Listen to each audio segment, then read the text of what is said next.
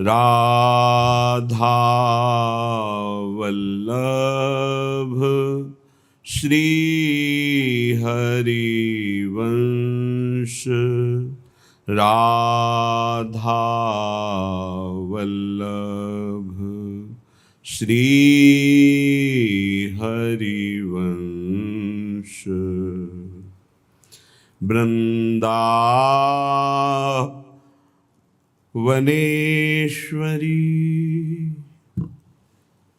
तवैव पदारविन्दम् प्रेमामृतैकमकरन्द रसौघपूर्णम्। हृद्यर्पितं मधुपतेः स्मरतापमुग्रं निर्वापयत् परमशीतलमाश्रयामि। निर्वापयत् परमशीतलमाश्रयामि। हे प्राणाधार, हे सर्व सुख प्रदान करने वाले शरणागत रक्षक युगल सरकार,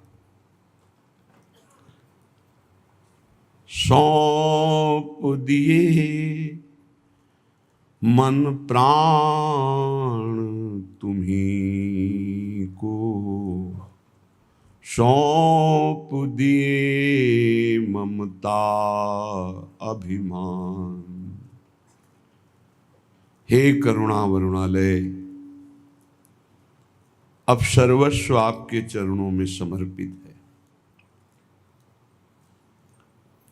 हम कुछ साधना से कर पाए ऐसा हमें दृढ़ विश्वास नहीं है, पर आपकी कृपा से सब कुछ संभव हो सकता है।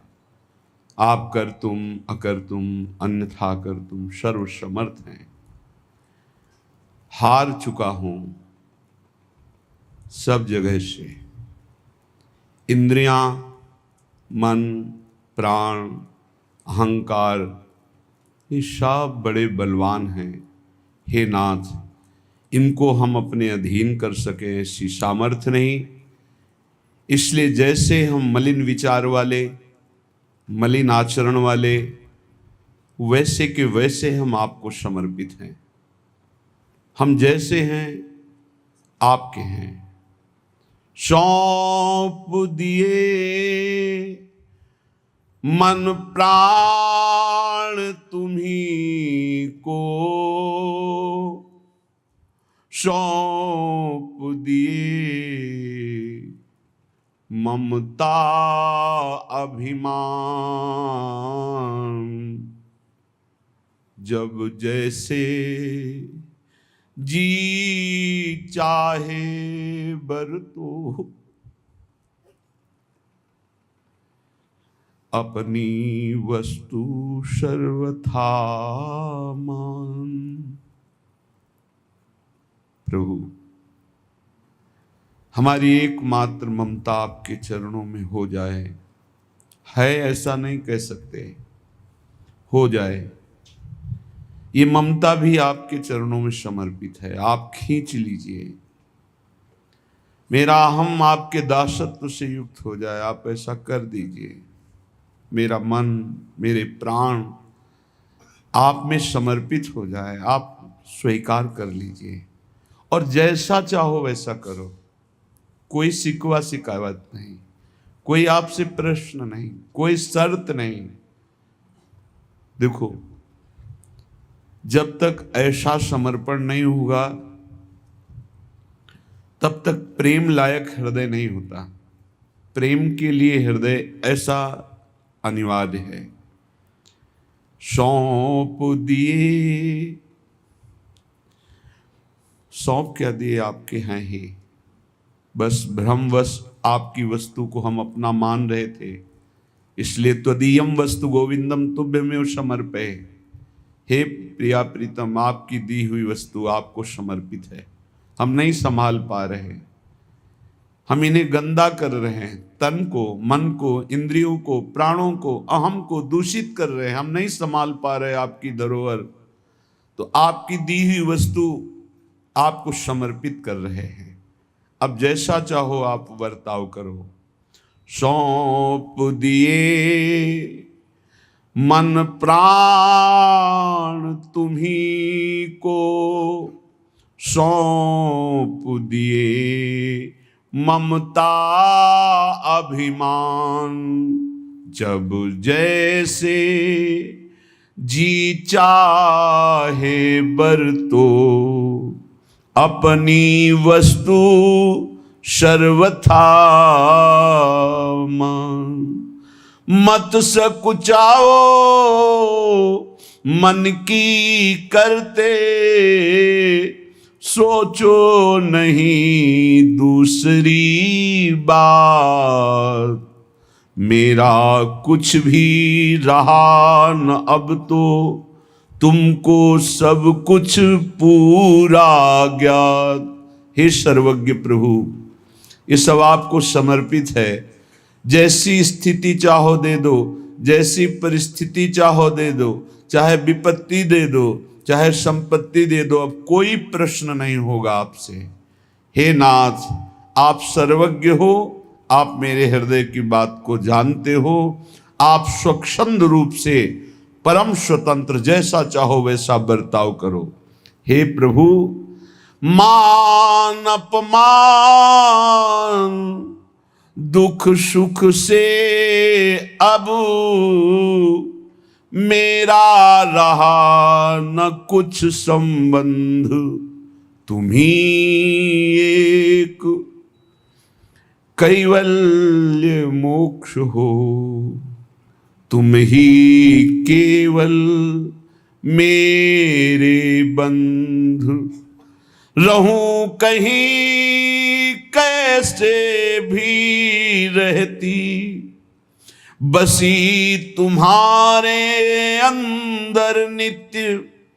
छूटे सभी अन्य आश्रय अब, मिटे सभी संबंध अनित्य।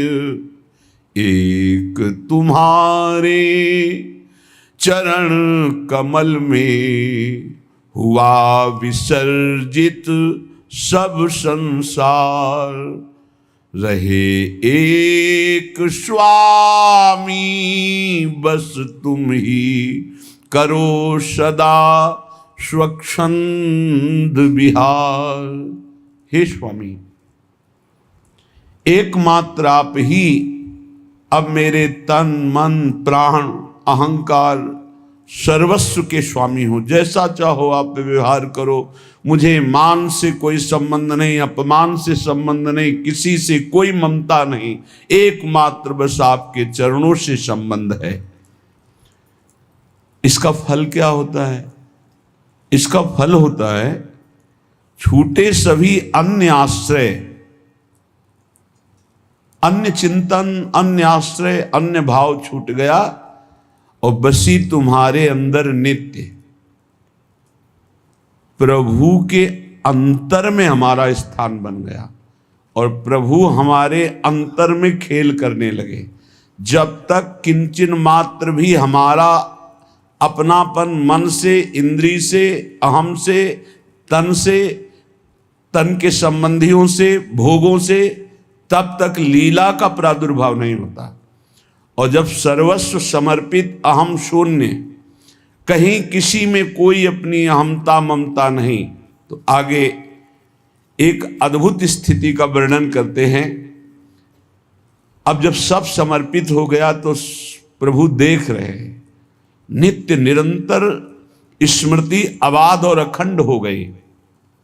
क्योंकि हमारा भजन तभी टूटता है जब किसी वस्तु, व्यक्ति, स्थान में अपनापन होता है। देख लीजिए, जहां अपनापन होगा वहां बिगड़ने पर द्वेष हो जाएगा, अपनापन को राग कहते हैं। राग और द्वेष दो ही चिंतन के हमारे विषय बनते हैं अंदर में। और जब किसी से अपनापन नहीं तो परायापन नहीं, राग नहीं तो द्वेष नहीं, तो अपने आप निर्द्वंद भजन होता है। जब भजन होता है निर्द्वंद, तो ऐसी आनंद की स्थिति होती कि अपने आप स्वरूप बोध होने लगता है। प्रसन्न आत्मा को स्वरूप बोध होता है, अखंड प्रसन्नता, उसी में अपने स्वरूप का बोध होता है। और ये सब एक क्षण में हो जाता है। इसके लिए कोई तिथि तारीख जन्म जन्म लग जाए और कृपा हो जाए तो एक क्षण में स्वरूप बोध हो जाए। जहां प्रभु को पूर्ण समर्पण, पूर्ण ममता प्रभु के चरणों में, तो लीला का प्रादुर्भाव हो गया। अंतर में हो रहा खेल अति मधुर विलक्षण, बाहर कैसे दिखे वह निशब्द अलक्षण। ऐसे समर्पित उपासक के हृदय में एक विलक्षण खेल हो रहा है। हृदय में बाहर के चर्म चक्षुओं से उस खेल को नहीं देखा जा सकता, और निशब्द वो खेल है, अनिर्वचनीयम प्रेम स्वरूपम। इसलिए उसका शब्द के द्वारा वर्णन नहीं किया जा सकता, जो समर्पित हृदय में क्रीड़ा होती प्रियालाल की। कौन बताए किसे यहां के कैसे अनुभव, आ न सके पल एक छोड़कर वह रस नित्य नव। ऐसा नित्य नवीन नवीन रस विलास हृदय में प्रिया प्रीतम का होता है कि उसको बताने की फुर्सत ही नहीं। कौन रस बाढ़े जहां बोली वो ये भार रही, क्योंकि नवम नवम रस के रसास्वादन में एक एक वृत्ति फंस गई। प्रभु के रूप, प्रभु की लीला, प्रभु के गुण, नव नवायमान रूप। कैसे वो वर्णन करे? वर्णन करने के लिए एक स्थायी रूप चाहिए, पर वो नव नवायमान रूप तो कैसे वर्णन करे? और फिर आवे तो कैसे आवे उसको छोड़कर, जो नव नव रस का रसास्वादन कर रहा है। कौन बताए, किसको बताए और कैसे बताए?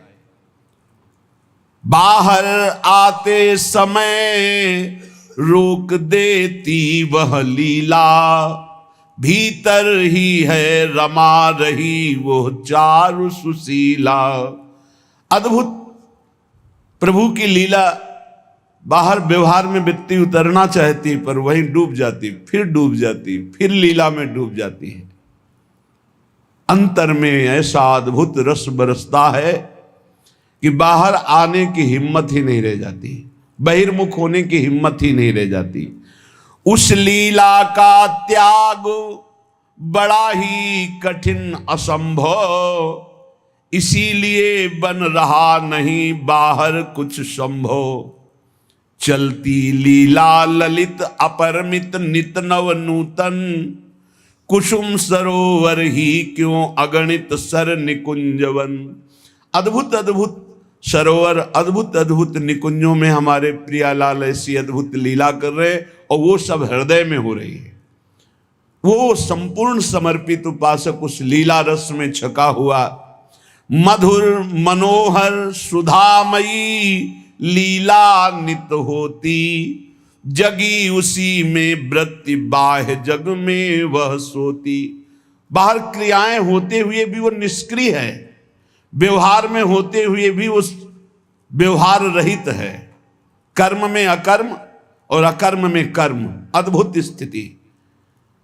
बाह्य जगत से वो सोता हुआ सा दिखाई देता, लेकिन अंतर में लीला चल रही है। मन इंद्री सब अंग बुद्धि उसमें ही तन्मय हुए, इसी से बाह्य बुद्धि के कार्य सभी लय। देह शुद्धि का विस्मरण, पर देह के संपूर्ण कार्य यथावत वैसे ही होना, ये सामर्थ्य है भगवत लीला की। ये तब प्रकाशित होती है जब उपासक का हृदय पूर्ण समर्पित हो जाता है। इस लीला आनंद से बढ़कर के कोई आनंद नहीं है। भगवदानंद का जो तारतम्य वर्णन करते हैं शास्त्र हमारे, पहली बात तो ये कहते हैं कि कोई भी कुछ भी करता है तो अपने सुख के लिए करता है, हमें सुख प्राप्त हो इसलिए, वो किसी और के लिए नहीं करता। नावा अरे पत्यु कामाय पति प्रियो भवति, आत्मनस्तु कामाय पति प्रियो भवति, नावा अरे जायायै कामाय जाया प्रिया भवति, आत्मनस्तु कामाय जाया प्रिया भवति। उपनिषद अर्थात वेद ऐसा कहते हैं, यहां परस्पर जो प्रीति है वो अपने सुख के लिए है, कोई किसी के सुख के लिए प्यार नहीं करता। जैसे नावा अरे पत्यु कामाय पति प्रियो भवति, अगर पत्नी पति से प्रीति करती है तो अपने सुख के प्रयोजन से करती है, पति के सुख का लक्ष्य नहीं होता।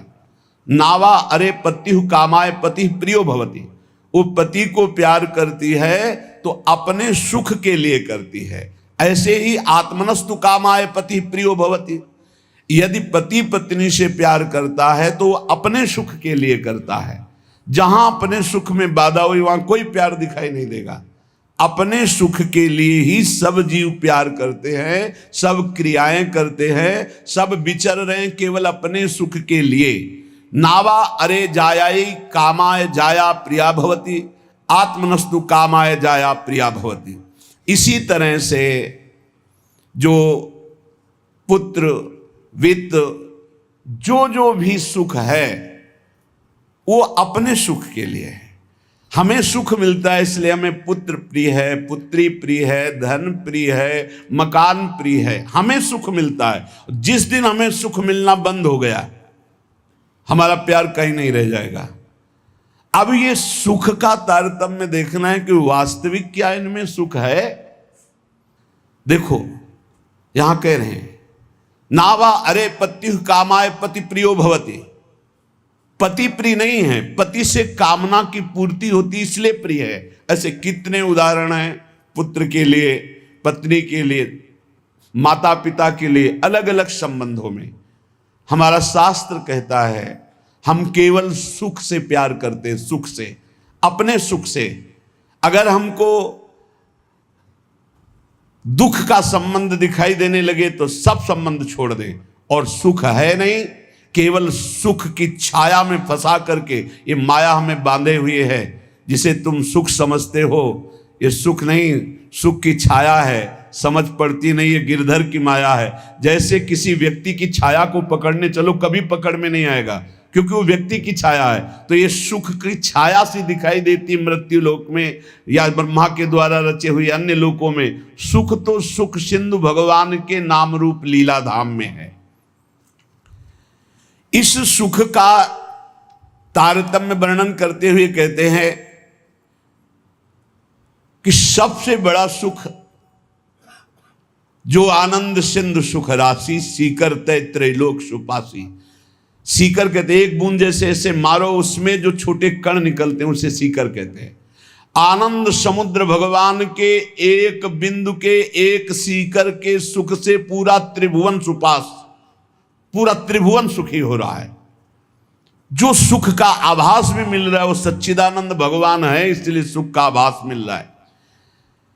शास्त्र कहता है यदि आनंद की प्राप्ति करनी तो आनंदो ब्रह्मेति व्यजानात्, आनंदाद्धेव खल्विमानि भूतानि जायन्ते, आनंदेन जातानि जीवन्ति, आनंदम प्रयन्त्यभि संविशन्ति।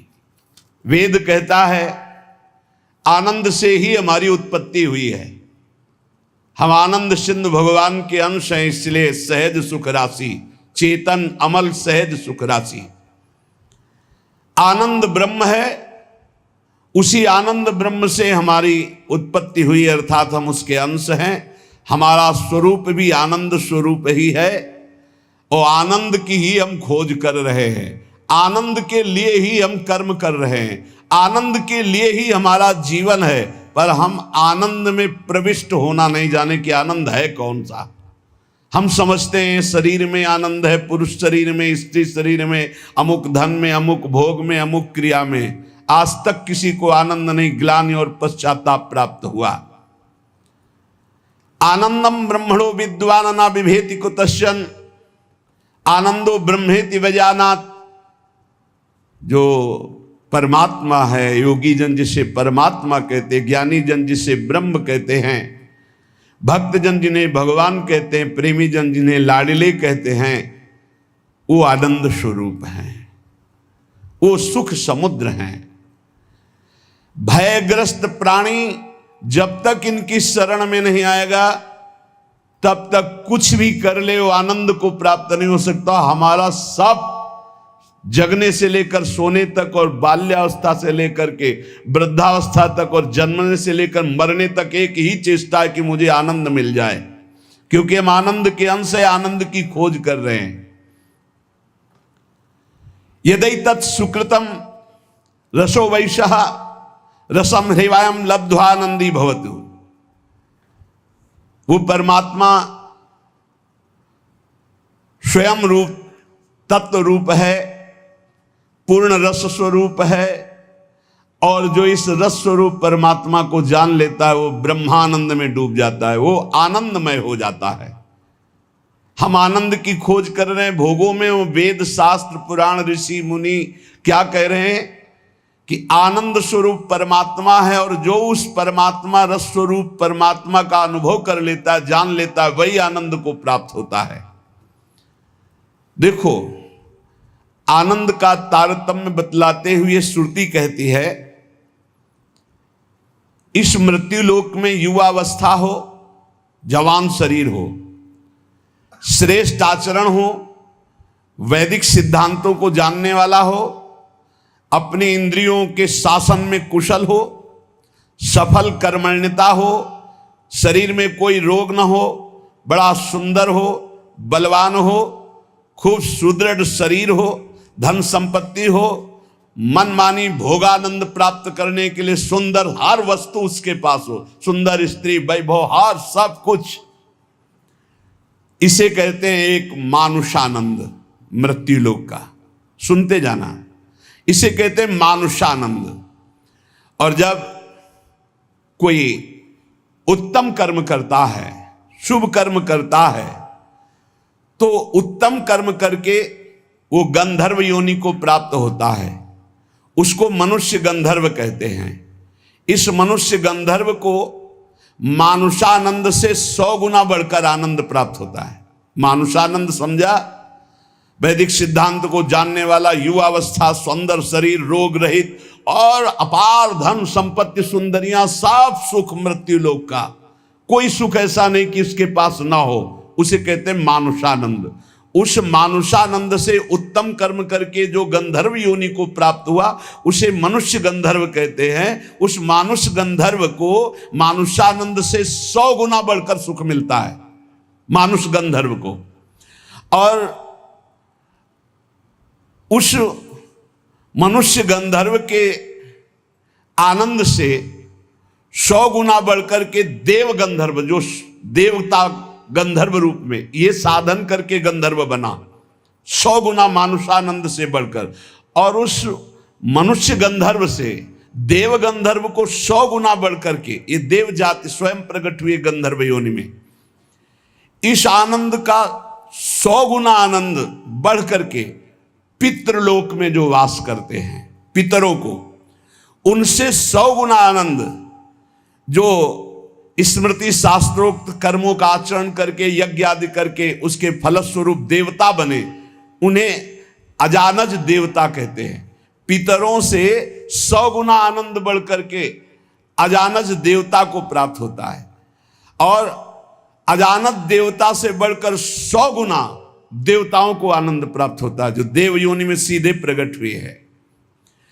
इनका 100 गुना आनंद बढ़ करके वसु को प्राप्त होता है। देवताओं से भी 100 गुना बढ़कर आनंद वसु को, वसु से भी 100 गुना आदित्यों को, नित्य देवता।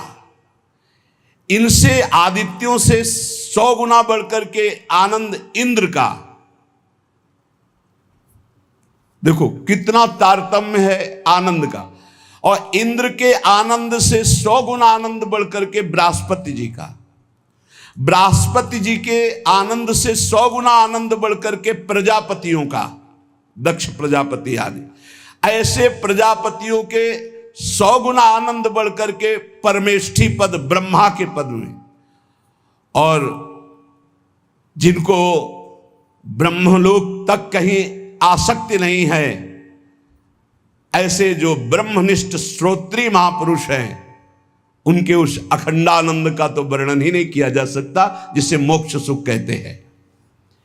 इस प्रकार सर्वोपरि हुआ ब्रह्मानंद, जो ब्रह्म सुख परमेष्ठी पद है, उससे भी कई गुना बढ़कर के ब्रह्मानंद है, सर्वोपरि आया ब्रह्मानंद।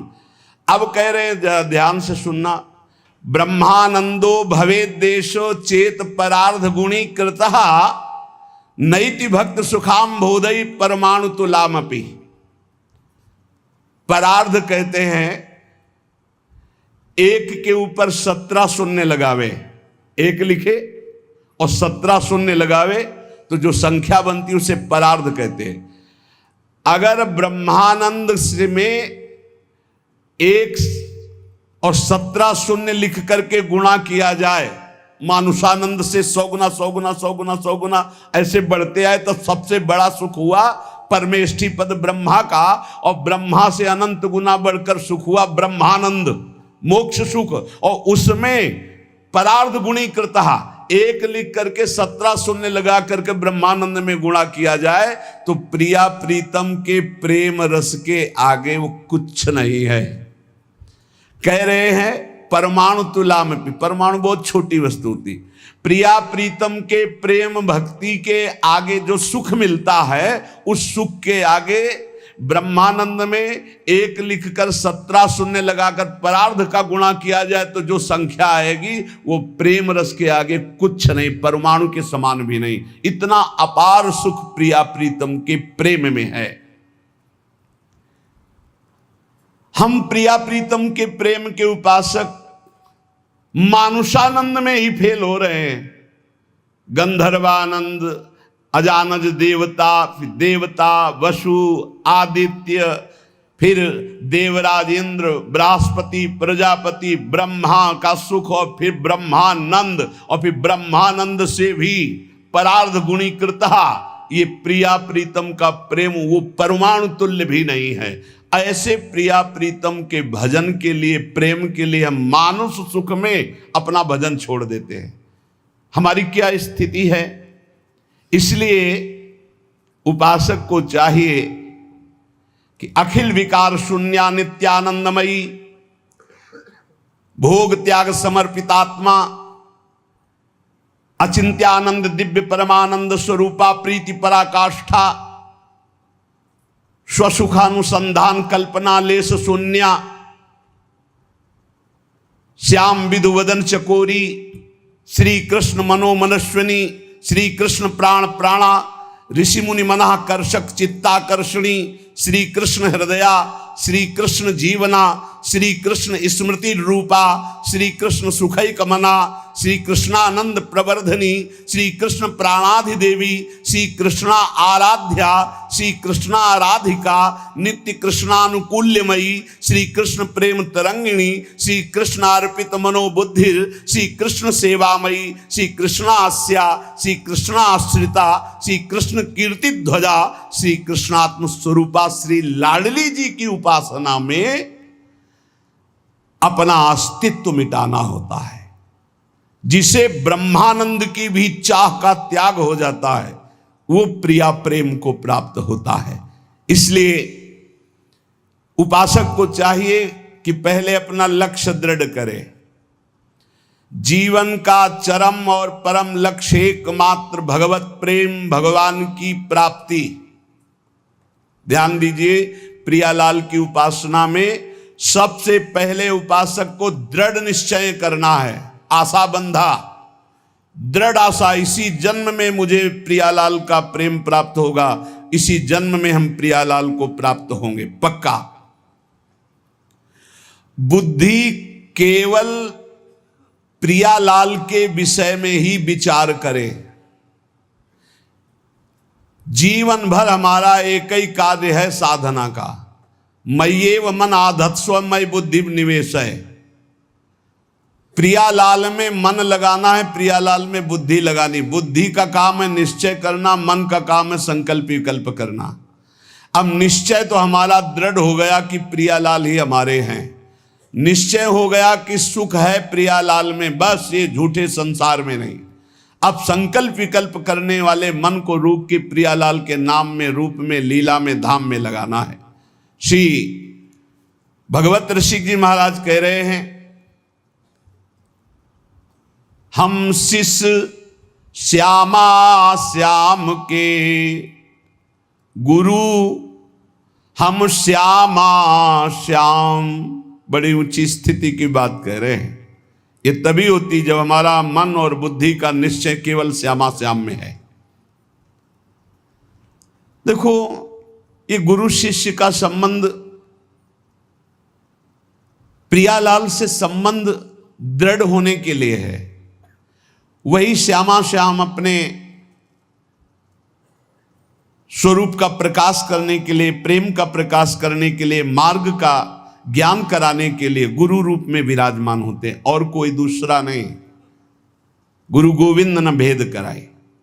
लेकिन यह बाहरी व्यवहार का क्षेत्र नहीं गुरु शिष्य का, ये शुद्ध परमार्थ का संबंध है। इसमें लौकिकता की गंध भी नहीं है। इसीलिए कह रहे हैं, हम शिष्य श्यामा श्याम के गुरु, हम श्यामा श्याम। ओत प्रोत अर्पण कियो निज मन तन धन धाम। निज मन तन धन धाम निरंतर अंतर नाही। निस दिन दुख सुख संग असुचि सुचि घर बन माही। नस्वर नेह निमित्त देह नाते सो उपशम। भगवत हमारे प्राण सदा भगवत के हैं हम। भगवत ऋषि जी कह रहे, हम किसी और के न शिष्य हैं और न किसी के गुरु हैं। हम देहाभिमानी गुरु चेला नहीं हैं। चेला काहू के नहीं, गुरु काहू के ना है। सखी लड़ेती लाल की रहत महल के माहे। राय महल के माए टहल सब करे निरंतर। दंपति अत्य कुलाए पलक कहूं पर है जो अंतर। भगवत भगवत कहां करें नहीं, हम बिनु केला ताते हम परिहरे देह मानी गुरु चेला। ये देह मानी संबंध नहीं है। आध्यात्मिक संबंध का आधार है गुरु भाव। ये देह भाव वाला संबंध नहीं कि जैसे भाई बहन और रिश्ते नाते ऐसे गुरु भी बना लिए। ये सिर्फ अध्यात्म का संबंध है। प्रायः देह भाव में ही स्थित होकर के देह भाव को ही गुरु मान लिया जाता है। नहीं, ये देह भाव का नाश करने के लिए संबंध है गुरु शिष्य का।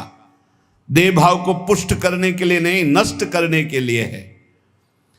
अपने देह की उपेक्षा करके गुरु को सच्चिदानंद के स्वरूप में स्वीकार करना परमार्थ का स्वरूप है।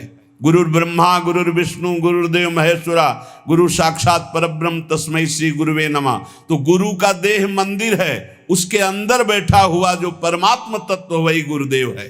वही परमात्म तत्व कौन है? श्यामा श्याम। लौकिक मान्यता में मारे घूम रहे हैं।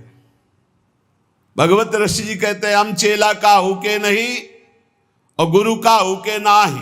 देहाभिमानी ना हम गुरु हैं और ना देहाभिमानी हम चेला स्वीकार करते हैं। हम सखी लड़ेती लाल के रहत महल के माही। रह महल के माए टहल सब करें निरंतर। रात दिन अपनी प्यारी जू की सेवा में रहते हैं। अगर पलक भर की ओट हो जाए तो कहाँ है भगवत रसिक, कहाँ है भगवत रसिक। भगवत भगवत अकुलाकर पुकारने लगते हैं। भगवत भगवत कहाँ करें नहीं, हम बिनु केला। हमारे बिना वो केल ही नहीं करते। ताते हम परिहरे देह मानी गुरु चेला। आज जो है संसार में यही फैल रहा है। जैसे और संबंध ऐसे गुरु संबंध बना लिए। गुरु संबंध केवल अध्यात्म के लिए, भगवत प्राप्ति के लिए, ऐसा नहीं। अंधे का हाथ पकड़कर चलने वाला अंधा दोनों कुएं में गिरते, दोनों मार्ग भटक जाते हैं। हमारा गुरु संबंध केवल अध्यात्म के लिए, अध्यात्म भगवत प्राप्ति श्यामा श्याम के लिए, और वहीं देह भाव का विस्मरण करने का सौभाग्य मिलता है गुरु चरणों में। जब उनकी आज्ञा में हम रहते हैं तो हमारा अहम नष्ट हो जाता है। पर किनकी आज्ञा में? जो देह मानी नहीं, जो स्वरूप बोध प्राप्त है, जो शब्द ब्रह्म पार ब्रह्म के अनुभूत महापुरुष हैं, जो प्रियालाल के अनुरागी जन हैं, वो प्रियालाल और उनमें किंचन मात्र भेद नहीं है। इसीलिए हम शिष्य श्यामा श्याम के और गुरु हम श्यामा श्याम। कितनी ऊंची स्थिति! भगवत रसिक जी कह रहे हैं हम शिष्य हैं श्यामा कुंज बिहारी के और हम गुरु भी हैं श्यामा श्याम के। ये श्यामा श्याम के गुरु हैं। इसको अगर हम व्यवहार धारा में देखते हैं तो जब चिद चिद लक्षणम सर्वम राधा कृष्णमयम जगत, तो अगर कोई सामने शिष्य भाव से बैठा है तो प्रभु ही तो है और कोई दूसरा थोड़ी है। यहां प्रभु है तो सामने भी प्रभु है। व्यवहार देश और नवनिवृत्त निकुंज देश में सखी जो आज्ञा करती है वही प्रिया प्रीतम। कैसी आज्ञा? सखियन के उर ऐसी आई, उनके हृदय में आई कि चलो ब्याह विनोद रचे सुख, तो ब्याह के लिए तैयार हो गई हो। चलो हिंडोला पड़ा हुआ है, सरकार पधारो, झूलो झूल ले। जैसा सखी आदेश करती वैसे ही प्रिया प्रीतम की जैसी रुचि वैसे सखी की इच्छा।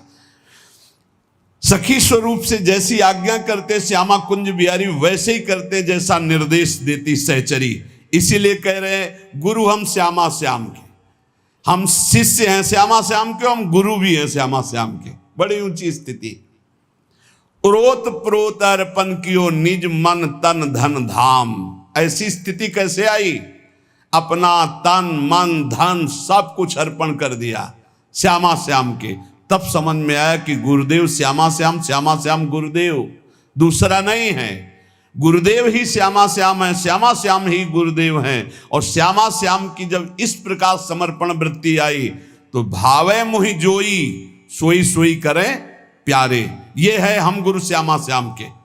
पहली पंक्ति में हम शिष्य श्यामा श्याम के, जोई जोई प्यारो करे सोई मोहि भावे, और दूसरी पंक्ति भावे मोहि जोई सोई सोई करें प्यारे। भावे मोहि जोई सोई सोई करें प्यारे, ये है गुरु हम श्यामा श्याम के। जैसा हमें भाता वैसे हमारे प्यारे युगल सरकार करते हैं। अपने तन मन धन धाम सबका विस्मरण करके एकमात्र श्यामा कुंज विहारी में तन्मय हो जाना, यही गुरु शिष्य के संबंध का स्वरूप है। कोई भेद नहीं रहा, अभेद हो गए। यहां श्यामा श्याम, सामने श्यामा श्याम, आंख मूंदो तो श्यामा श्याम, आंख खोलो तो श्यामा श्याम। ऐसा प्रेम स्वरूप जब जागृत होता है तो कह रहे निष्दिन दुख सुख संग असुच सुच घर बन माही। अब शरीर दुख में है या सुख में, शरीर अपवित्र है या पवित्र है, शरीर घर में है या वन में, कोई फर्क नहीं पड़ता। अपवित्र है या पवित्र, कोई फर्क नहीं पड़ता। ये सब प्रारंभिक बातें हैं। पवित्रता अपवित्रता। शरीर शौच में बैठा हुआ, मन लीला में डूबा हुआ है, सामने प्रिया प्रीतम विराजमान है। अब वहां पवित्रता पवित्रता का क्या, कैसे जालोगे इन बातों को? कह रहे निष्दिन दुख सुख संग असुच सुच घर बन माही। अब नश्वर नेह निमित्त देह नाते सो उपसम। ये नश्वर आसक्ति का कारण जो शरीर धर्म है, शरीर संबंध है, शरीर भोग है, इनका जो पूर्ण रूप से त्याग कर देता है वही इस स्थिति को प्राप्त होता है। अब हमारे श्यामा कुंज बिहारी प्राण धन सर्वस्व है, सर्वस्व है। वही हमारे शिष्य हैं, वही हमारे गुरु हैं, वही हमारे जीवन है, वही हमारे प्राण हैं। यहां कह रहे कि केवल बुद्धि रात दिन श्यामा श्याम का है विचार करे। पहला जीवन का चरम लक्ष्य भगवत प्रेम, भगवत प्राप्ति। दूसरा, हमारी बुद्धि केवल विचार करे तो श्यामा श्याम के ही विषय में, किसी व्यक्ति वस्तु स्थान का अगर हमारा चिंतन हो रहा, संबंध हो रहा, तो श्यामा श्याम के संबंध से हो। जैसे गोस्वामी तुलसीदास जी कहते, नाते नेह राम के मनियत सुहृद सुसेव्य जहां लो। अगर ऐसा नहीं तो फिर हर वस्तु व्यक्ति स्थान में एक आसक्ति है, वो बांध लेगी, आप श्यामा श्याम तक नहीं पहुंच पाएंगे। इसलिए बुद्धि का जरूरी है प्रिया प्रीतम में स्थित होना।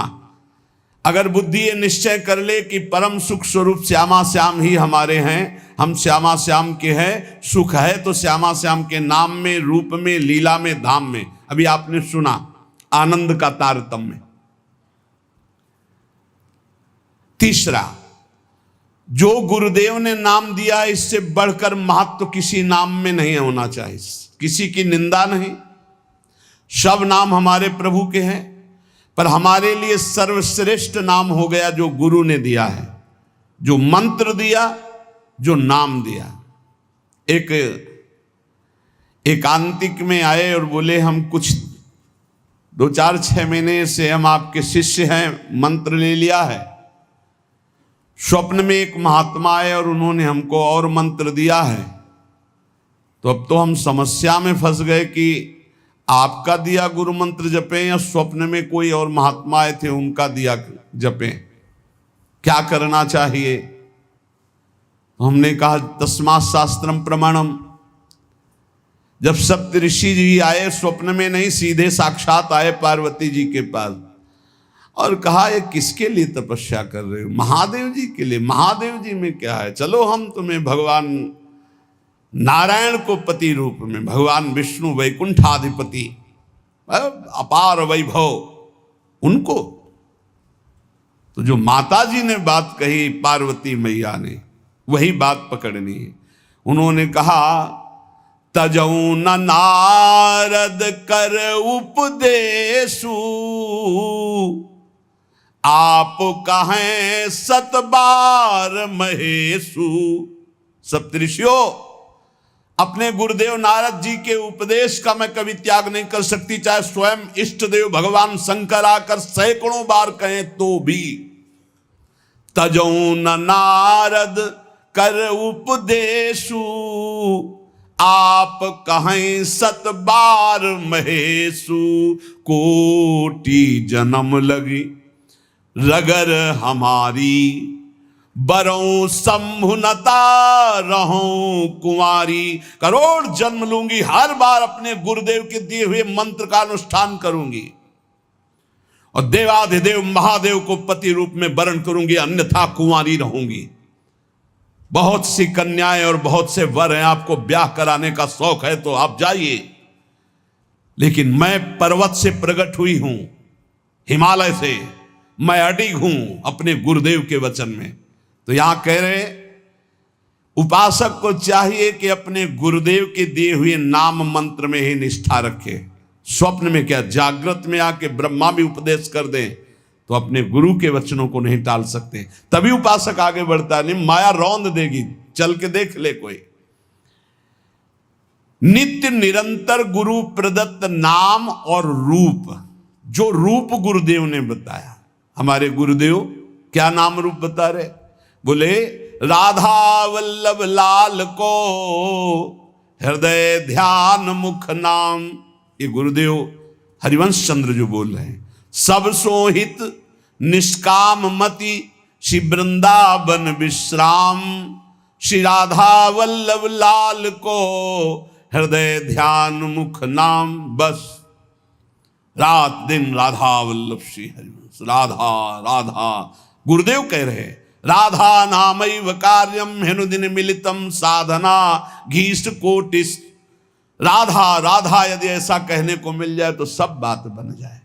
गुरुदेव ही कह रहे हैं, हरिवंश चंद्र जी कह रहे हैं, अनुल्लिख्यानंतानपि तदपि राधान मधुपतिर महाप्रेमाविष्टम तो परम देयम विमृशति तवैकम श्री राधे गृणते ही नामामृत रसम महिम्नः कह सीमाम स्पृशति तो दास्यैक मनसाम।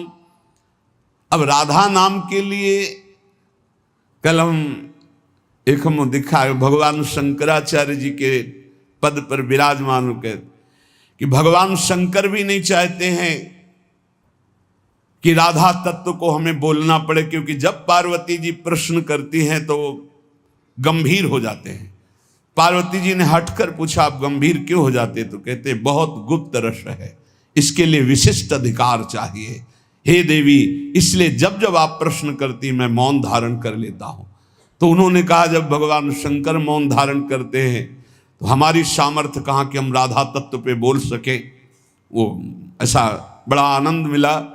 बोले हमारी सामर्थ्य कहाँ की राधा तत्व पे बोल, राधा किशोरी कृपा करें और फिर वो हमसे बुलवाएं तो बात हो सकती है, हमारी सामर्थ्य तो नहीं कि मैं बोल पाऊं। ये बड़ा ही गूढ़ रस है। जब तक रसिक महापुरुषों के द्वारा दी गई सांगो पांगो उपासना नहीं की जाती तब तक प्रियालाल के प्रेम सुना भी।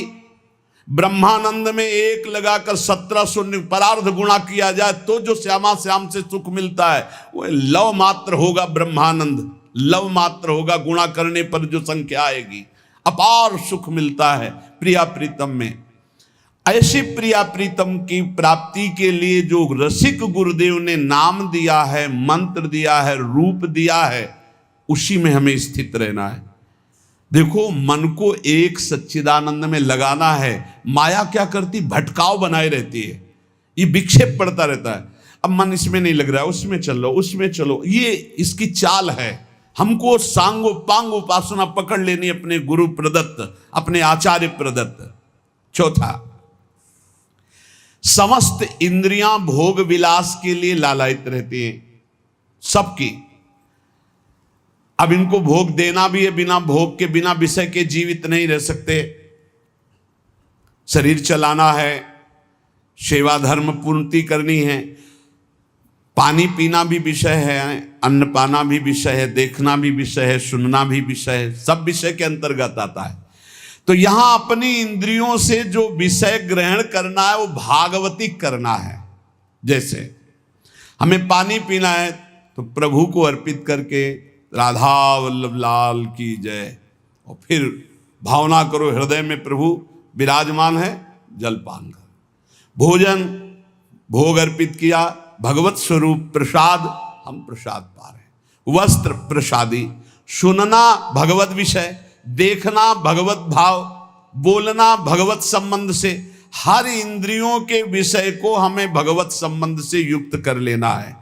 यदि भगवत प्राप्ति करनी है, भगवत प्रेम प्राप्त करना है, तो पहला चरम लक्ष्य मुझे इसी जन्म में भगवत प्राप्ति करनी, भगवत प्रेम प्राप्त करना है। दूसरा बुद्धि का पूर्ण समर्पण अपने आराध्य देव श्यामा श्याम में। तीसरा गुरु प्रदत्त नाम रूप लीला गुण सेवा उपासना सांगोपांग गुरु प्रदत्त। चौथा, समस्त इंद्रियां भगवत संबंध से युक्त। जब हम स्वसुख वांछा से युक्त होकर कोई भी विषय सेवन करते हैं वो भगवत विमुख हो जाता है। जैसे हम कोई सूंघा वस्तु और वो प्रभु के संबंध से युक्त नहीं, ये स्वसुख वांछा से युक्त सूंघना, ये बंधन कारक हो गया। ये राधा वल्लभ लाल जी का प्रसादी इत्र, अच्छा फूहा, कितना अब ये भक्ति वर्धक होगा, पाप नाशक होगा और आपके हृदय में आह्लाद। कोई भी क्रिया भगवत विमुख नहीं होनी चाहिए। हमारी प्रत्येक चेष्टा भगवत संबंध के लिए है। हमारा शौच स्नान भी भगवत संबंध के लिए। जैसे हम पात्र मार्जन करते हैं, ऐसे हम लघुशंका शौच आदि से निवृत्त होकर पवित्र होकर अपने प्रभु की सेवा, प्रभु के सुमिरन में, वो भी भजन का एक अंग है। समस्त इंद्रियां सदा सर्वदा केवल भगवत विषयों के संबंध में ही रहे, सो सुख वांछा में न रहे। पांचवा, जीव का चिंतन प्रत्येक क्षण पदार्थ, व्यक्ति, परिस्थिति, विचार, भोगों के, क्रियाओं के, संबंधियों के, जहां जहां जाए वहां से हटाकर अपने लक्ष्य श्यामा श्याम में लगाओ, या जहां जहां जाए वहां प्रिया प्रीतम की भावना करो। जीवन का प्रत्येक पल किसी व्यक्ति के विचार में, वस्तु के विचार में, स्थान के विचार में, भोग विचार में, जहां जहां जाए वहां से हटाकर श्यामा श्याम में लगाओ, या जहां जहां जाए वहां श्यामा श्याम को देखो।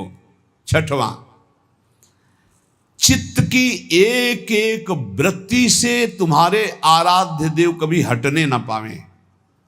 बड़ी उत्तम स्थिति होती उस उपासक की, एक एक वृत्ति भगवदाकार करनी है।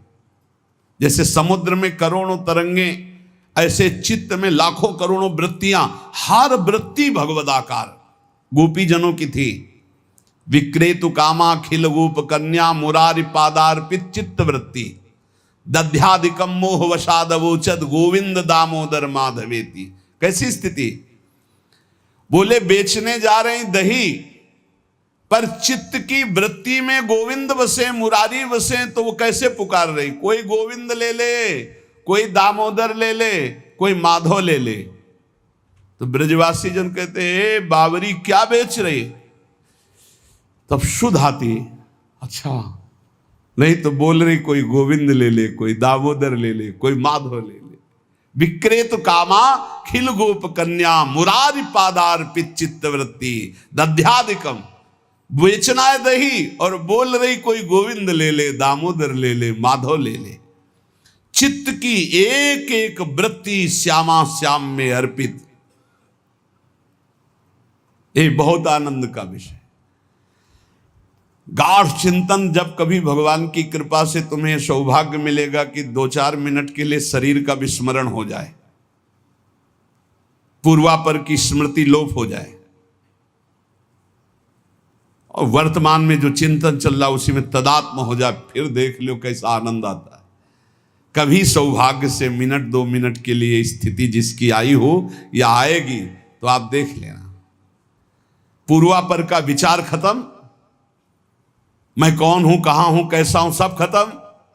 केवल स्मृति, मात्र स्मृति, भगवत स्मृति, प्रिया प्रीतम की स्मृति। उस समय जो आनंद, उसका वर्णन नहीं हो सकता। यही आनंद आता है जब एक एक वृत्ति प्रभु में लगा दो। नित्य नई उमंग, नित्य नवीन उत्साह, नित्य नया आनंद उस उपासक को प्राप्त होता है जिसकी हर एक वृत्ति प्रभु में लग जाती है। हर एक वृत्ति लगाने से लगेगी, तत्काल थोड़ी कोई सिद्ध हो जाता है। भगवान ने इसीलिए गीता जी में कहा, अभ्यास योग युक्तेन चेतसा नान्यगामिना। ऐसा अभ्यास करो कि चित्त की एक भी वृत्ति कहीं बाहर ना जाए। राधा राधा राधा वल्लभ श्री हरिवंश। 7वां, कहीं भी आसक्ति न हो, सारी की सारी आसक्ति, सारी की सारी ममता केवल एक युगल सरकार में। बहुत सुख मिलता है, अपार सुख मिलता है। जिससे प्यार होता है, अपनापन होता है, उसकी बात सुनने में सुख मिलता है। अरे वो दिशा अच्छी लगती है, वो दिशा अच्छी लगती है। जिधर अपना प्यारा बसता है ना, वो दिशा अच्छी लगती है। उधर से आई हुई वायु ऐसा लगता है प्यारे का आलिंगन हो रहा है। अभी वो प्रेम जागृत नहीं हुआ, इसलिए उस एरिया को कोई आ जाए, अच्छा आप उधर से आए, जहां अपना प्यारा बसता है उस क्षेत्र का कोई आ जाए तो ऐसा लगता है प्यारा मिल गया। उधर की वायु आ जाए तो प्यारा है। जहां प्रीतम जी देश की प्यारी लागे पौन, जिधर प्रीतम बसते उधर से यस्या कदापि वसनांचल खेलनोत। जिधर हमारी प्यारी जो प्यारे जो,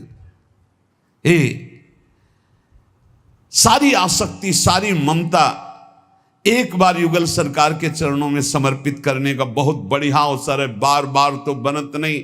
या संजोग अनूप मानुष तन वृंदा विपिन रसकन संग विविरूप, बहुत बढ़िया अवसर मिल गया है। मनुष्य शरीर, महामहिम परम पावन वृंदावन धाम का सानिध्य, रसिकों का संग और युगल सरकार की उपासना, सर्वोपरि उपासना। अभी आपने आनंद के तारतम्य में सुना। सारी की सारी आसक्ति, सारी की सारी ममता केवल युगल सर। जब ममता हो जाती तो श्यामा श्याम, ऐसे कोई बोले ना राधा राधा, तो एकदम हृदय में क्या दे दूं इसे, क्या कर दूं। बार बार एक ऋण सा हृदय में जागृत। इसने राधा नाम सुना दिया, इसने प्यारे जू का नाम सुना दिया, क्या इसको दे दूं, ऐसा हृदय लगता है। ऐसा हृदय मिल, जिससे सेवक जी महाराज कहते, जो हरिवंश को नाम सुनावे तन मन प्राण तासु बलिहारी।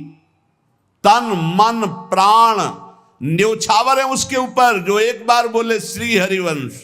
सेवक जी महाराज कह रहे ये है आसक्ति, इसे कहते हैं ममता। जैसे गोस्वामी तुलसीदास जी कह रहे, तुलसी जाके मुख से धोखे निक्षत राम, ताके पग की पगतली मोरे तनु की चाम। धोखे से भी निकल जाए राम, बोले वो इतना पावन हो गया कि उसके चरणों के तलवे और मेरे पूरा शरीर। गोस्वामी तुलसीदास जी कह रहे, ये जब रास्ते में नौजवान राधा राधा, एक भाई तो ऐसे कहते श्री राधा श्री राधा, एकदम हृदय उफान आता, क्या दे दूं, क्या करूं इनको, कैसे। नाम में अपार सुख तब अनुभव आएगा जब आसक्ति हो जाएगी।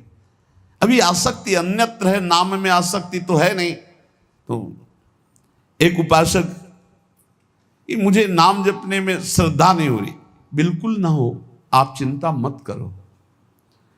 भाव शब्द समझिए, कुभाव अनख आलसहु, नाम जपत मंगल दिशि दसहु। भाव से जपो, कुभाव से जपो, मन लगे या ना लगे तुम्हें फल मिलेगा, पक्का मिलेगा, मंगल दसों दिशाओं में होगा। विश्वास करके जपो तो, और एक दिन जब स्वाद लग जाएगा तब आप भी ऐसे ही बोलोगे जैसे बड़े बड़े संत महापुरुष बोलते हैं, नाम जीवन, नाम सर्वस्व, नाम ही हमारा प्राण धन। सारी आसक्ति, यही हमारी साधना है कि हमारी कहीं आसक्ति ना हो जाए, हमारी कहीं ममता बंटवारा में ना आ जाए, कोई हमारी ममता को बांट न ले। केवल प्रियाजू में ममता, केवल जुगल चरणारविंद में ममता। मन में भगवत स्मरण, तन से समाज सेवा, भगवत सेवा, परिवार सेवा, प्रियालाल की भावना से लालसा भगवत प्राप्ति की, भगवत प्रेम की। जीवन धन्य चल रहा है, किसी से प्रमाण की जरूरत नहीं। ध्यान दीजिए, आपका जीवन धन्य है। कैसे? बोले सारी आसक्ति, सारी ममता प्रिया प्रीतम में, मन भगवत स्मरण में, तन समाज सेवा, परिवार सेवा, भगवत सेवा, श्यामा श्याम की भावना में युक्त होकर, और चाहत भगवत प्राप्ति की। बस इस बार तो भगवत प्राप्ति करना है, इस बार तो मुझे भगवत साक्षात्कार करना है। 8वां, जीवन में राग द्वेष न रह जाए। बड़ा खतरनाक है ये राग द्वेष। अगर किसी से राग है तो बड़ा सूक्ष्म होता है राग का धागा, और वो जब हमारे ऊपर संकट आएगी, विपत्ति आएगी, या तो वो धागा दिखाई देता कि अभी वो है ना। द्रौपदी जी को पहले श्री कृष्ण याद नहीं आए, 5 महारथी पति है अतिरथी, वो याद आए, फिर भीष्मादि याद आए, फिर अपनी भुजाओं का बल, फिर दांतों का बल, और जब निर्बल तब महाबल। सुनेरी मैंने निर्बल के बल राम, महाबल प्रभु श्री कृष्ण का तब जागृत हुआ। ये राग बहुत खतरनाक है, किसी से राग ना करें। यही राग जब प्रियालाल के चरणों में अर्पित हो जाता है तो अनुराग कहलाता है। जब शरीर भोग, शरीर संबंधी, यही बहुत फंसाव वाला जन्म मरण चक्र का मूल यही राग है। और जब इसमें बाधा पड़ती तो द्वेष हो जाता है। द्वेष बहुत खतरनाक है। भजन कर रहे हैं, कई वर्ष पहले किसी ने कुछ कहा, याद आ गया और जलने लगा हृदय। उसकी पूरी सामने झांकी है, भजन कर रहे हैं प्रभु का, और झांकी है उस द्वेष जिससे हुआ है, और हृदय जलने लगा। या कभी वो सामने पड़ गया तो देखकर जल। द्वेष ना होने पावे, अजात शत्रु ते सदा। भक्त अजात शत्रु होता है, एक भी पूरा सृष्टि में शत्रु ना होने पावे। तो बोले क्या भक्त से क्रोध लीला नहीं होती। क्या भक्त क्रोध नहीं करता जैसे द्वेषी पुरुष करते हैं? बोले होता है, लेकिन भक्त का द्वेष ऐसा होता है जैसे जल में रकील खींचो, कितने सेकेंड, बस जितने में खींच रही उतने में, इसके बाद नहीं। ऐसा नहीं कि उसके चिंतन में आएगा कि वो बहुत दुष्ट है, ऐसा कभी नहीं आएगा। अगर कभी ऐसा दिखाई दे रहा है तो वैसे जल में जैसे ऐसे, बस ऐसे किया, खत्म। और संसारी पुरुष का द्वेष कैसा होता है? पत्थर की रकील खींच दो तो बनी की बनी, और वो जल की रकील, जल में ऐसे रकील खींचो, एक सेकंड में खत्म। ऐसे भक्त का आवेश होता है, कोई धर्म विरुद्ध या इष्ट विरुद्ध या ऐसा, तो एकदम वो आवेश दिखाई देगा, लेकिन उसी क्षण वो तत्काल बिल्कुल द्वेष किंचन मात्र नहीं, किंचन मात्र मंगल की भावना नहीं। अगर राग द्वेष है तो फिर वो भक्त कैसा? जीवन में राग द्वेष न रहने पावे, किसी से राग नहीं, किसी से द्वेष नहीं, और किसी भी भोग के प्रति ऐसी प्रचंड ममता कामना ना हो कि प्रियालाल का विस्मरण हो जाए। प्रियालाल का स्मरण करते हुए धर्मयुक्त भोग को जीवन यापन के लिए स्वीकार किया गया है। प्रियालाल का स्मरण चल रहा है और शास्त्र सम्मत धर्मयुक्त भोग है जीवन यापन के लिए, लेकिन शास्त्र विरुद्ध प्रियालाल का विस्मरण करा दे ऐसा भोग भक्तजन स्वीकार नहीं करते, और जो स्वीकार करते हैं वो भक्त नहीं होते। राग द्वेष भक्त के जीवन में नहीं होता, और ऐसी भोग कामना नहीं होती जो भगवत विस्मरण करा दे या शास्त्र विरुद्ध हो। अगर शास्त्र विरुद्ध और भगवत विस्मरण कराने वाली भोग वासना, वो फिर अभी भक्ति रंग नहीं लाई। तीसरा, भजन करते हुए इसी 8वें पंक्ति में 3 बातें। पहला राग द्वेष, दूसरा भोग ममता कामना का जो विषय है वो इष्ट चिंतन और धर्म शास्त्र सम्मत। तीसरा, मद अभिमान नहीं आना चाहिए। भक्ति में भी अभिमान जागृत हो जाता है, सामने वाला ऐसा है, सामने वाला ऐसा है, जहां परदोष दर्शन होने लगे वहां जान लेना अभिमान आ गया है। बिना गुणाभिमान हुए दूसरे में दोष दर्शन नहीं हो सकता। अभिमान की पहचान दूसरों में दोष दर्शन, अपने में गुण का भाव, गुण का आरोप, अपने में गुण का अभिमान, दूसरे में दोष दर्शन, ये पतन का लक्षण है, सिर्फ पतन का लक्षण। ऐसा हो जाए तो प्रभु के सामने चिल्ला के रो, बचा लो प्रभु बचाओ, अभिमान आ गया। भगवान को अभिमान बिल्कुल पसंद नहीं है। दैन्यता से भगवान प्यार करते हैं और अभिमान से भगवान रोष करते हैं। सुनहु राम कर सहज स्वभाव, जन अभिमान ना राखें काऊ। अभिमान आ गया तो कोई होगी बहुत बड़ी विचित्र भयावनी लीला, इसलिए बचो। जहां अभिमान आवे तो रो प्रभु से, प्रभु दूर कर दो। भयावनी लीला करते हैं फिर वो जब अभिमान आ जाता है। देखो कैसी देवर्षि नारद जी के साथ की, कैसे गरुड़ जी परेशान हो गए। भक्त के हृदय में कभी अभिमान नहीं आना चाहिए। अभिमान की पहचान दूसरों में दोष दर्शन, अपने में गुण का आरोप। इसी 8वें सूत्र में चौथा, चाहे जो कुछ नष्ट हो जाए कभी शोक विषाद नहीं करना, रोना नहीं। भक्त है, परिवार का कोई पधार गया है तो वो कीर्तन कर रहा है, वो रोएगा नहीं। ये रोना केवल मोह ममता का क्षेत्र है और नहीं रोना चाहिए। जब अब गीता जी का पीछे व्याख्या चल रही थी तो जो रोज सुनते हैं उनको याद होगा, रोने वाले के आंसू और नाक लार सब उस जीवात्मा को पीना पड़ता है जो पधार गया है। कभी नहीं रोना चाहिए। उस समय नाम कीर्तन करना चाहिए, भगवत यश गुणगान करना चाहिए, उस जीवात्मा के मंगल के लिए भगवान का नाम जप करके देना चाहिए, रोना नहीं। कुछ भी नष्ट हो जाए, कोई भी मर जाए, शोक विषाद नहीं करना, रोना नहीं। ये भक्ति के मार्ग का विषय। मंजीरा उठाओ, सब मिलके कीर्तन करो और भगवान का यश गान करते हुए उनकी अंतिम यात्रा। भक्तों की तो मृत्यु भी महोत्सव होती है।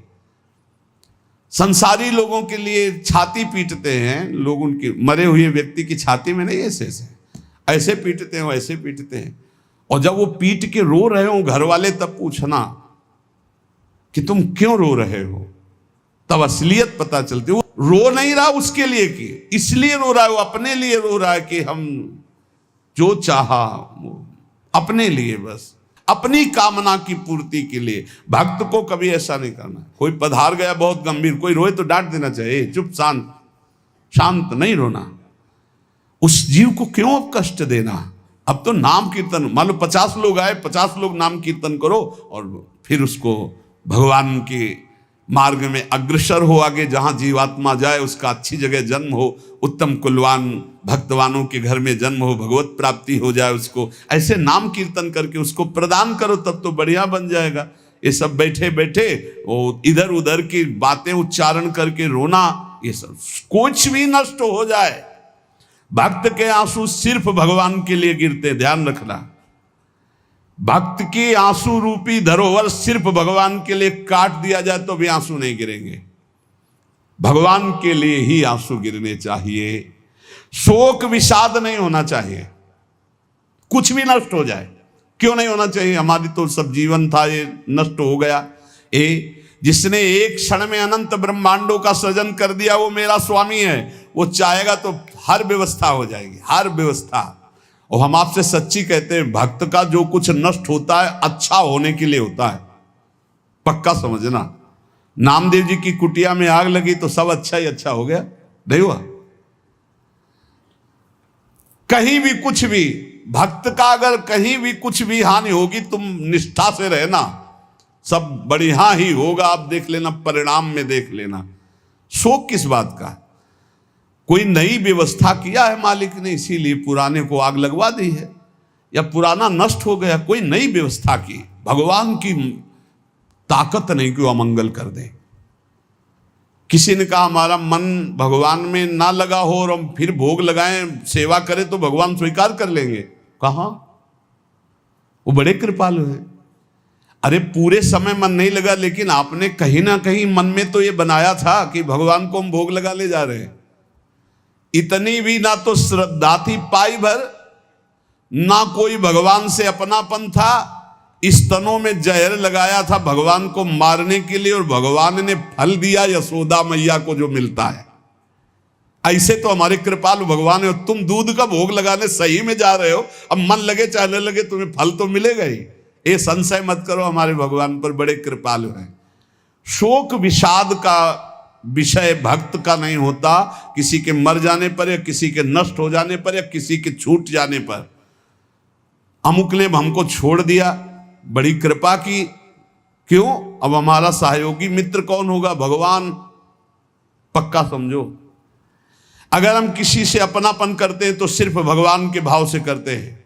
मेरे प्रभु आप इस हृदय मंदिर में बैठे, इसलिए मैं आप, बस और कोई संबंध नहीं, केवल एकमात्र प्रभु ही वही हैं। उसी रूप कितने हैं, लेकिन स्वरूप एक ही है। सब में वही हमारे युगल सरकार विराजमान है। और इसमें 5वीं बात, 8वें सूत्र में 5वीं बात, कभी भय और संदेह न करना। कभी भय न करना, किसी की किसी भी तरह से प्रतिकूलता देने पर डरो मत, तुम्हारे रक्षक भगवान हैं। बोले हमारी तो प्रिया जो है नील कमल हाथ में लिए हुए हैं, अब ना तो तलवार है ना गदा है, कैसे रक्षा करेंगी। तो जो ये सब बड़े बड़े दिव्यास्त्र हैं, जो जानने वाले हैं, तो 19 चरण चिन्ह प्रिया और लाल 19 चरण चिन्ह है। ये चरण चिन्ह अपने भक्त जनों की रक्षा के लिए, इन्हीं में सुदर्शन चक्र, इन्हीं में कौमोदकी गदा, इन्हीं में सब कुछ विराजमान है। भक्त की रक्षा के लिए प्यारी जी की चरण चिन्ह बलवान। वृंदावन दास चाचा जी ने बड़ी महिमा चरण चिन्हों की वर्णन की, कभी अवसर आएगा तो सुनाएंगे। हमें भय नहीं करना और हमें संदेह नहीं करना। पता नहीं भगवान ऐसा करे कि ना करे, पता नहीं प्रिया जो आगे ऐसा संभाले कि ना संभाले। भजन तो करते हैं, पता नहीं भगवत प्राप्ति होगी कि नहीं। अरे इधर भोग भी नहीं भोग रहे हो, इधर भजन भी कर रहे हो, प्रियालाल मिले कि ना मिले, पता नहीं ये भजन सही है कि नहीं सही, इस मंत्र से काम होगा कि नहीं होगा, ये जो नाम कह रहे हैं राधा नाम, इस नाम से होगा कि नहीं होगा। संदेह न करे, संशय न करे। देखो राधा नाम तो वृंदावन में व्याप्त है और हमारे रस ग्रंथों में व्याप्त है। अगर गुरु के वचनों में विश्वास हो तो बिना नाम के भी कल्याण हो जाता है, ऐसे साधारण बोल देने पर। एक सीधा साधा गांव का भगत कभी कथा नहीं सुनता था, गाय चराता था गांव की। तो एक दिन और गोपाल जो गाय चराने वाले थे, उन्होंने कहा यार कभी तो कथा सुन लो, रात दिन पशुओं के पीछे घूमते हो, पशु बुद्धि, कभी तो कथा सुन लो। तो एक दिन सोचा दोपहर के भोजन गांव में पाएंगे जाके अपने घर में, और कथा हो रही वहीं से निकल लेंगे, जो सुन लेंगे तो सुन लेंगे। खड़े खड़े वहां चर्चा चल रही थी, जिसने मनुष्य जन्म लेकर के गुरु मंत्र नहीं लिया और नाम जब भगवान का नहीं किया, उसका जीवन मुर्दा, व्यर्थ जीवन। चला गया सुन के, और बार बार वही दिमाग में कि पंडित जी कह रहे थे गुरु मंत्र नहीं लिया और नाम जप नहीं किया तो मुर्दा जीवन। जिन हरि भगत हृदय नहीं आनी, जीवित सौ समानते प्राणी। दूसरे दिन फिर गया, कहा पंडित जी आपने कल कथा में कहा था गुरु मंत्र ले लेना चाहिए, नहीं तो जीवन मुर्दा हो जाता है, बेकार जीवन रहता है। तो देव गुरु मंत्र आप, और तो हम किसी को जानते नहीं। तो देखा फटा पुराना कपड़ा, डंडा लिए एक चरवाहा। उनका ऐसे थोड़ी कि तुरंत गुरु मंत्र दे दिया जाता है, आखिरी दिन कथा के मिलना फिर दे देंगे, टाल दिया। अब वो आखिरी दिन कथा के तो दिन चढ़ावा चढ़ रहा था, तो पंडित जी ने कहा जब चलें तब ले लेना गुरु मंत्र, टाल दिया। अब वो जब आखिरी दिन के बाद वो, तो उस समय घोड़े पे बैठ सब सामान लाद के पंडित जी चलते थे, वो तो सब सामान लाद के चलने लगे। वो तो पीछे पंडित जी आप जो कह रहे थे कि गुरु मंत्र देंगे, आप गुरु मंत्र दे दीजिए। पंडित जी रबड़ी पवाई गई थी, घोड़े से उतरे, घोड़ा एक भगत के यहाँ खड़ा किया और लोटा लिया और भागे, क्योंकि सोच लगी थी। अब वो भगत किसान आदमी, गांव का गंवार आदमी पीछे लगे, पंडित जी अरे गुरु मंत्र दे दो, कितने दिन से टहला रहे हो आप। अरे उनका यार मतलब सोच का पैसा, तू गुरु मंत्र की बात कर। अब वो पीछे लगा कि अब हम नहीं जाने वाले, आपने सब सामान लाद ली थी, भगवान की कृपा कहो कि आपको सोच लगी आई, नहीं तो आप हमको तो गुरु मंत्र ही नहीं देते, हम आपको नाम पर विश्वास की बात। पंडित जी तो दात गपोचन, जय गुरुदेव की जय गुरु। वो दबकाए है दात गपोचन, एकदम मूर्ख आदमी, तो सोच तो। वो प्रणाम कर लिया, जय गुरुदेव, धत गपोचन धत गपोचन। जपना न राधा न कृष्ण न राम न हरि। घर आया, बोले आज से गाय चराना बंद। बोले क्यों? बोले गुरु मंत्र मिल गया, अब हम भजन करेंगे, हमारा जीवन मुर्दा नहीं रहेगा, अब जीवन सार्थक रहेगा। और मेहनत करने वाला आदमी, गाय चराने वाला आदमी, अब शुरू हो गया बैठ के धत गपोचन धत गपोचन। अब इसमें न कोई भगवान नाम है, न कोई मंत्र है, न प्रणव है, न नमो नमः, कुछ नहीं।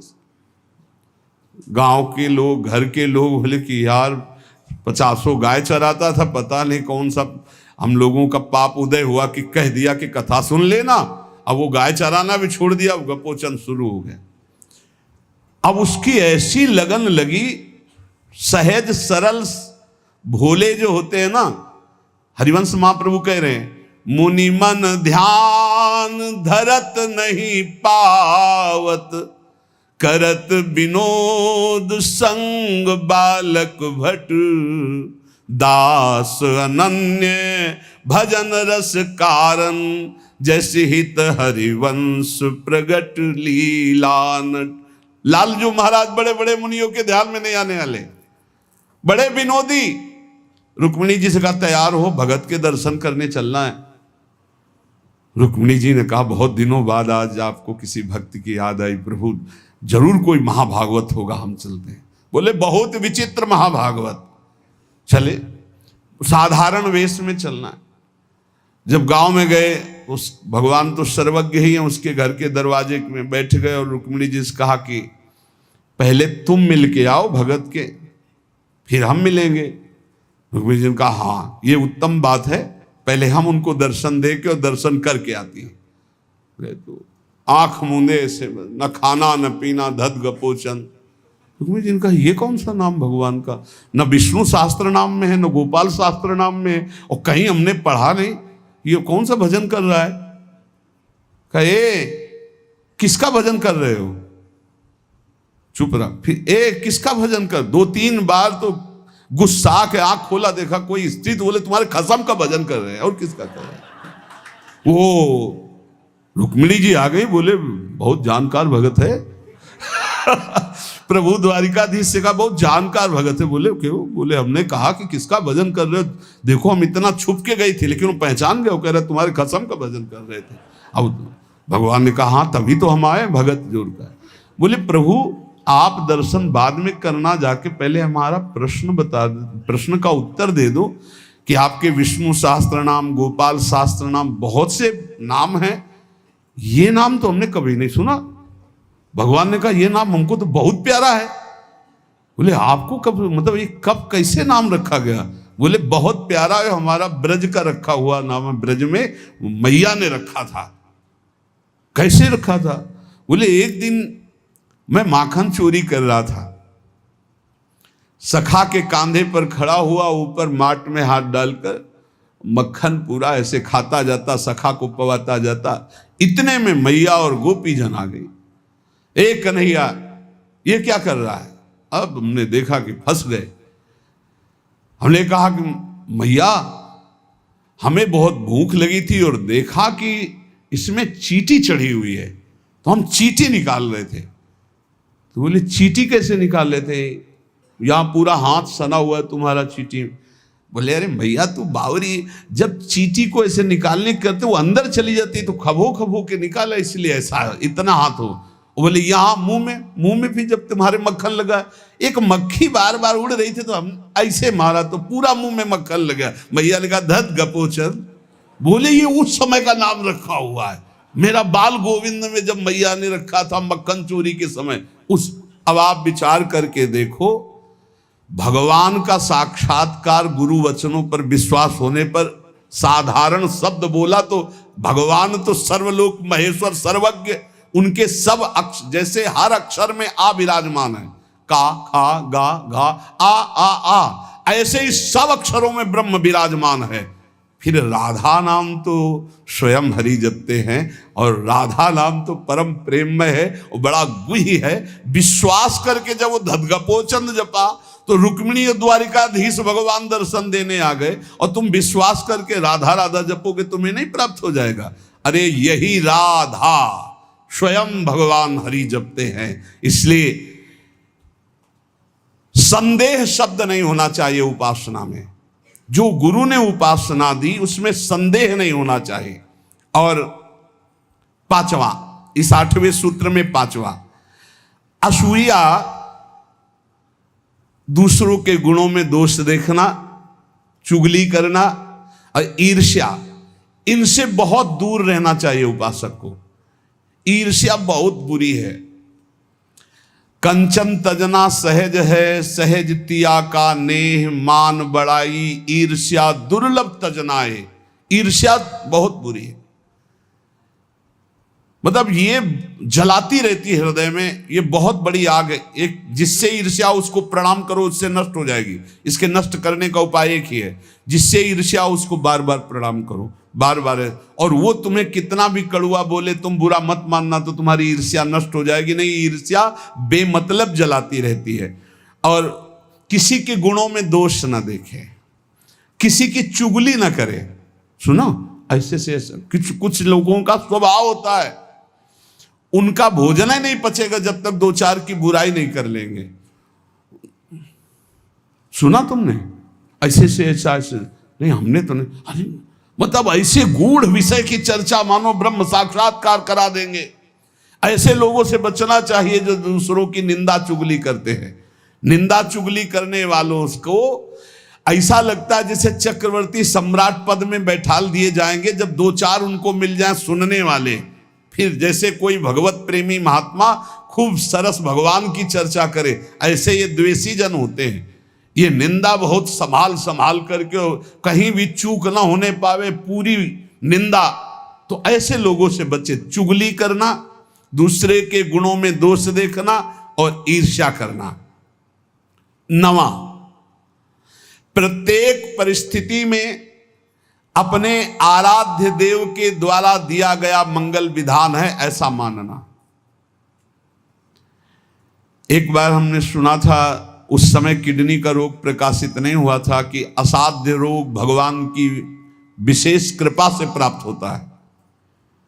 तो साधन पर उस समय जोर था, तो डर लगा कि असाध्य रोग कृपा कैसे हो सकती है, ना साधन में बैठ सकते हैं, पीड़ा रहती होगी तो भजन भी नहीं हो सकता, तो ये कृपा कैसे हो सकती है असाध्य रोग। लेकिन सच्ची आपसे कहते हैं, साधना हो रही थी भगवत मार्ग में जैसा कुछ, लेकिन शरणागति में कमी थी, क्योंकि साधन पक्ष में विश्वास बहुत जोर का था। शास्त्र प्रमाणित साधन के बल से भगवत प्राप्ति पर विश्वास हमें था। कृपा शब्द का हमारा कोई परिचय नहीं था, कृपा शब्द से हमारा कोई परिचय नहीं था। पक्का समझ लीजिए, क्या कृपा शब्द, ये तो शब्द ही नहीं था, बस साधन शब्द से परिचय था। अपनी इंद्रियों को बस में करो, मन का निग्रह करो और भगवान का निरंतर भजन करके परम पद प्राप्त करो। हर समय अपने साधन में लगे रहो। जब किडनी फेल हुई, साधन शब्द हटा, अब हाहाकार मच गया अहंकार में। अब क्या, फिर जो अहंकार शरणागत हुआ, फिर बात बन गई जो करोड़ों जन्मों की साधना से नहीं बनती, वो इस असाध्य रोग ने काम बना दिया। कह रहे हैं कि प्रत्येक परिस्थिति में पूर्ण कृपा, पूर्ण मंगल विधान देखना, ये 9वां सूत्र है।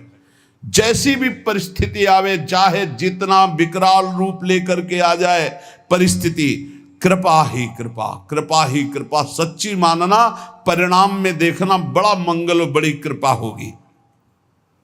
10वां, प्रेम प्राप्ति के मार्ग के पथिक का जीवन बड़ा विनयमय, बड़ा विनम्र, बड़ा संयमी, सदाचारपूर्ण, त्यागमय और शांत सुख स्वरूप, प्रेमी महात्मा का ये स्वरूप।